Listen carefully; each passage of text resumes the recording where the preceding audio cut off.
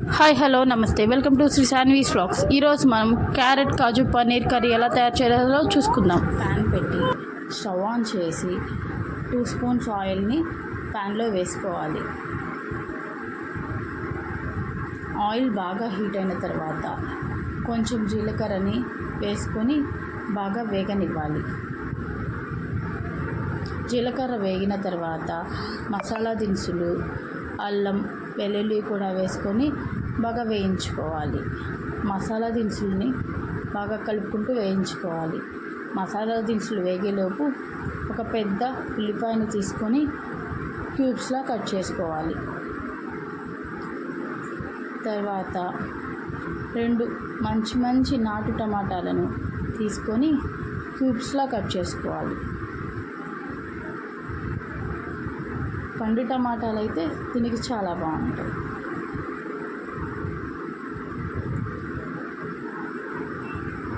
మసాలా దినుసులు వేగిన తర్వాత ముందుగా మనం కట్ చేసి పెట్టుకున్న ఉల్లిపాయలను కూడా వేసుకొని పచ్చివాసన పోయేదాకా వేయించుకోవాలి.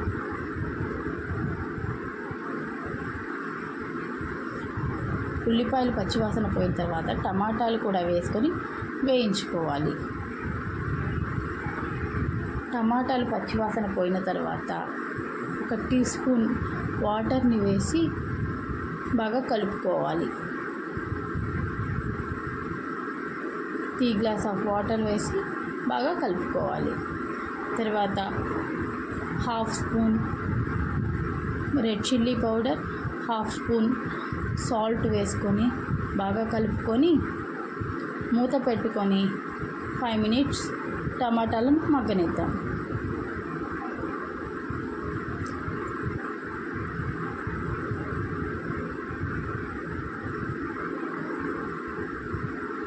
టమాటాలు మగ్గేలోపు 100 గ్రామ్స్ ఆఫ్ పన్నీర్ని క్యూబ్స్లా కట్ చేసుకుందాం.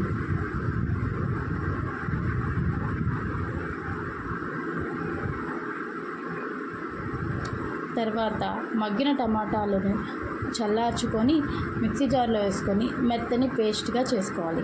తర్వాత మళ్ళీ ప్యాన్ పెట్టి స్టవ్ ఆన్ చేసుకొని ఒక 3 స్పూన్స్ ఆయిల్ వేసుకొని ఆయిల్ బాగా హీట్ అవ్వనివ్వాలి. దీంట్లో సన్నగా కట్ చేసుకున్న 2 ఉల్లిపాయలని వేసుకొని దూరగా పచ్చివాసన పోయేలాగా వేయించుకోవాలి.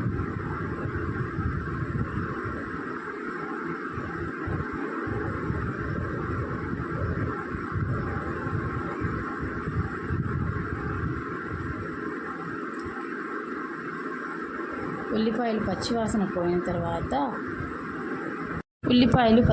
పోయిన తర్వాత కొద్ది జీడిపప్పు వేసుకొని జీడిపప్పుని బాగా దూరగా వేయించుకోవాలి.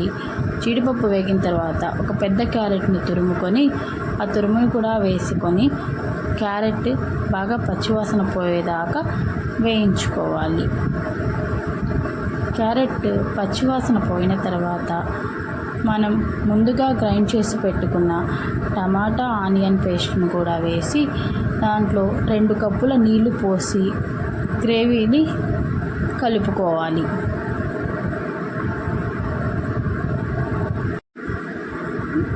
దాంట్లో 1 spoon red chilli powder and 1 spoon కారం వేసి గ్రేవీని బాగా చిక్కపడనివ్వాలి. మూత పెట్టేసి గ్రేవీని బాగా చిక్కపడనిచ్చేయాలి.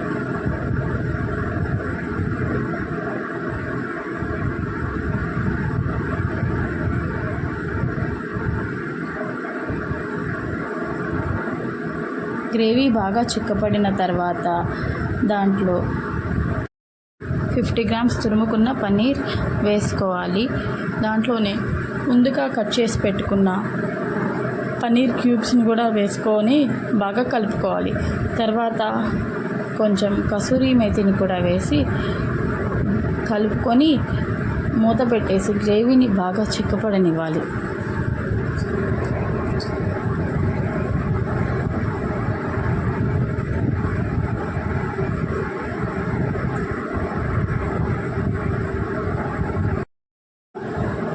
గ్రేవీ కర్రీ బాగా చిక్కపడింది. మంచి గుమగుమలాడే పన్నీర్ కర్రీ రెడీ.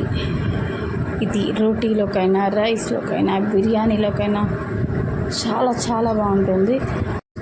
నా వీడియో కనుక మీకు నచ్చినట్టయితే లైక్ చేయండి, షేర్ చేయండి, కమెంట్ చేయండి. ఇలాంటి మరిన్ని వీడియోల కోసం నా ఛానల్ని సబ్స్క్రైబ్ చేసుకోండి. Thanks for watching. See you on next video. Bye.